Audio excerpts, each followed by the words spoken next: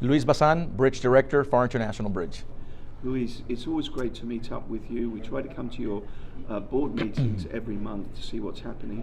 And of course, we're at the end of December now. So in effect, today's interview is like an end-of-year report on how the Pharr Bridge did in 2022. So an overview of how things are going. Well, overall, Steve, as we've seen for the last few years, the last 5 to 6 years to be exact, since 2017 or so, we've seen an uptick in commercial traffic and in revenues for the city on behalf of the Pharr International Bridge. I always talk about going back to the COVID days or back in 2020, how we saw an increase in both imports and exports of 20% combined. Right now, our conservative number is about 5% growth, but obviously we focus on the fiscal year. So right now we're only reporting on the first couple of months of this current fiscal year, which will end in September of 2023. But right now things are looking good. Obviously, as we've overheard during our talk here, during our presentation, we've seen a downward decline, if you will, or downward trend with the 6-axle trucks. What do I mean by 6-axle trucks? These are basically your oil and gas trucks, your tankers. Since 2017, 2018, and when it culminated in 2020, we saw a huge increase that we were not anticipating at that time. Now, in the last 2-3 years, reaching out to our friends at the Port of Brownsville, in the last 2-3 years, we knew that there was government regulation in Mexico that had shut down the pipeline, allowing for these shipments, these containers, these tankers to cross that petroleum product, LNG, what have you, from the United States to Mexico in a southbound fashion.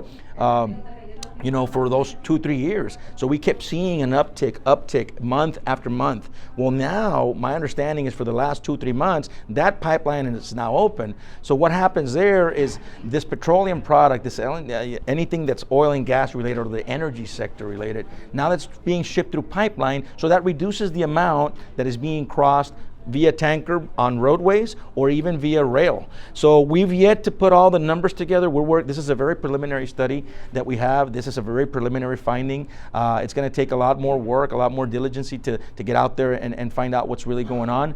But at the end of the day, come January, February, we're hoping to bring a comprehensive report of what exactly is going on. There's a lot of socioeconomic factors. We're still seeing some supply chain issues. We're seeing some labor shortages. I mean, we have a whole list of factors that I don't need to go into because we see them every day in the news, right?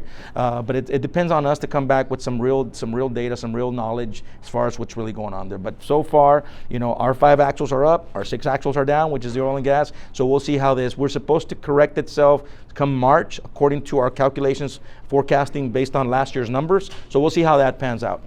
Yeah, so it's probably the case. It's not like the oil and gas there's less oil and gas being exported to Mexico. It's simply that it's going back through the pipeline like it always was, and it's not going by truck. So Pharr, the revenues you bring in, that was a nice spike, but it wasn't the norm, and it's gone back to a pipeline distribution. So that still continues, US to Mexico, but the Pharr Bridge itself loses that business. Absolutely. Fair comment? Yeah. Correct. Yeah. Okay. Next point I wanted to bring up, I like that you made some remarks about being trendsetters in terms of marketing. Yes. And you referenced the fact that you had a meeting yesterday, I think it was yesterday, with TTI, and that's an important association that you want to be part of. Absolutely. So Texas Transportation Institute, we've been working with them for several years now, but they are partners with TxDOT, and they are also now overseeing the Border Transportation Master Plan, which is a Texas-Mexico Border Transportation Master Plan, which we were part of back 2 years ago when the previous consultant was working on it with TxDOT. So we participated in meetings and stakeholder meetings both in the U.S. and Mexico, and what was determined back then was that there was a series of about 20 to 24 potential projects for the future. So obviously after 2 years that list has been out there, we have to go back and start looking at those projects and find out, are these projects feasible for the future? Because this BTMP, or Border Transportation Master Plan, is out to 2050.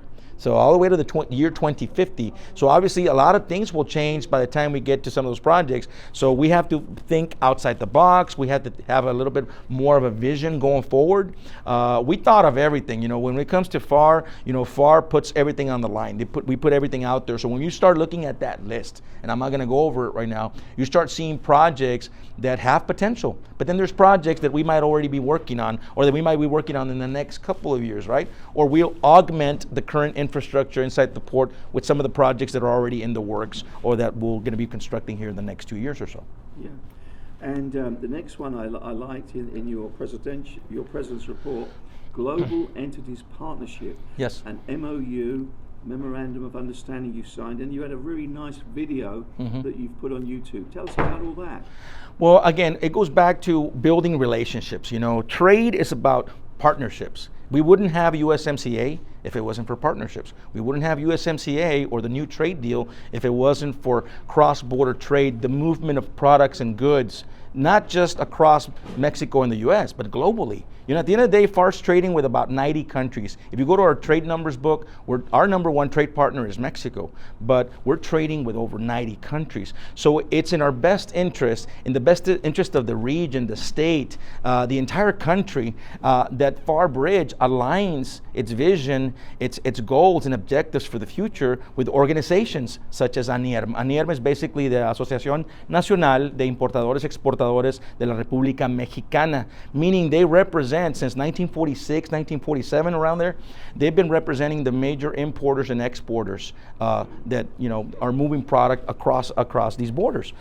So we took on that opportunity. We decided to sign this Global Entities Partnership. We've done the Global Cities Partnerships in the past with other cities. This is a Global Entities Partner. So it's something brand new, something that we are proud of, that we created, and there's more to come. So now, as I mentioned earlier too, the real work begins, because now you have something that you signed, you agreed to this, so what are we going to do about it? We're going to have meetings, we're going to have seminars, we're going to have, you know, special meetings. We're just going to go out there and try to move more product through this bridge. Mm-hmm.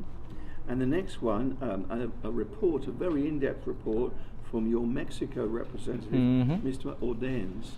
Very informative. Is that new for him to be giving a report to the board, or is that a regular thing? It's a regular thing. So in the past, we used to do it as a quarterly report. We wanted to sum it up for the end of the calendar year, not so much the fiscal year, because there's been so much going on. As you were able to see in that presentation, Ezequiel Ordóñez has been with the bridge, I think, for the past 12, 13 years or so. He's our Mexico liaison, if you will. So both on the government side, in lobbying, but also on the marketing side. And what he was talking about in the pictures that you saw there are some of these other associations that we've been sponsoring, that we're members of, because even though we're an international bridge, even though we are a crossing or a border crossing, which is now the technical term, right, a border crossing, we join organizations that are logistics, that are transportation, customs brokers, again, the importers and exporters of the world. So he was talking about everything we've done up to now, but there's more to come. So I said it earlier too, you know, this meeting was not meant to be easy or fast. It was a lot that we needed to bring to the table today to report on and get ready for what's to come next year. He obviously makes tremendous he represents you so well in Mexico, makes so many connections for you. Absolutely, and he mentioned one of the top ones we just did back in October. We were invited to participate at the national level with Index Nacional at their annual conference. So what that gave the Pharr International Bridge an opportunity to do was get up there in front of 400 to 500 people and talk about, you know, some of the things that we're working on, our initiatives, our planning, our development, and more importantly, our projects, and how are those projects going to benefit the manufacturers in Mexico, for example. So that was a great experience. It's a great opportunity, and you know, and that's just, again, scratching the surface. We go back to the trend setting. You know, that's something we need to continue to do. Talking of Index, we recently interviewed the outgoing president, Humberto Martinez, and he was saying Reynosa, just like the other big industrial areas of Mexico, are really benefiting from the nearshoring that's happening. Yes. All those companies, manufacturing companies in Asia, they want to be in the North American market. Reynosa's benefiting, in fact, so much so they're running out of space, they need more buildings. Pharr Bridge must be benefiting from that. Well, absolutely. I mean, to us, and nearshoring, mind you, it's not a new term. You know, I think nearshoring was always here before even NAFTA. If you talk to the experts out there, it's nothing new, but it's become more of a trend. Speaking of trends, lately, because there's companies that are migrating, that are moving their operations and their manufacturing facilities from the Chinas of the world, for example, and bringing them closer to home, being closer in Mexico. So, you know, a few months ago, we overheard, there was a report that was given, 400 to 500 companies. You know, we still don't have all the data yet, but that's a huge number of companies that we can benefit from. Because at the end of the day, when you cross the Pharr International Bridge, there's a few clusters of maquiladoras or manufacturing facilities or plants in Reynosa that obviously are crossing through our bridge. As they mentioned earlier too, about 65 to 70% of the trade that we do is manufactured trade, regardless of what people may think. So we have to protect that, and we have to continue to foment those relationships and build on that. So, and that's also going to take a lot of work on behalf of our partnership with our EDC and our development services and the city pushing it through to develop these corporations. Yeah, and we should say there, for those that didn't read the first story, you went to Mexico. You haven't been able to investigate it fully yet, but you heard that 400 companies are coming back from Asia Correct. and locating into Mexico because they want to be in the North American market near the suppliers. Sure. So again, the job is, where are they going to land? Where are they going? We have to protect that. We have to offer incentives, and we have to bring them closer to the bridge, to our region. An interview with you would never, we could never do an interview with you without asking about the second span. You know, Yes. I know you've got a timetable you would like to Yes. to work on, but you have to deal with the federal government and they work Yes. at a different pace. Unfortunately. So what's happening? What's the time frame? How are things going with the doubling of your bridge? So right now we're at about 65% completion. We were waiting on comments from the TxDOT Bridge Division. I believe as of today's report from our city engineer, that we've received preliminary comments from them. So that gives us a step ahead. We're moving forward. We've never stopped. I'm happy to report that Mexico wants to start construction, and they have the funding and the construction company in place to start construction next month. So that's something to look forward to, because we're probably going to get out there and do some type of a groundbreaking ceremony. But as far as I mentioned, again, you know, the timelines.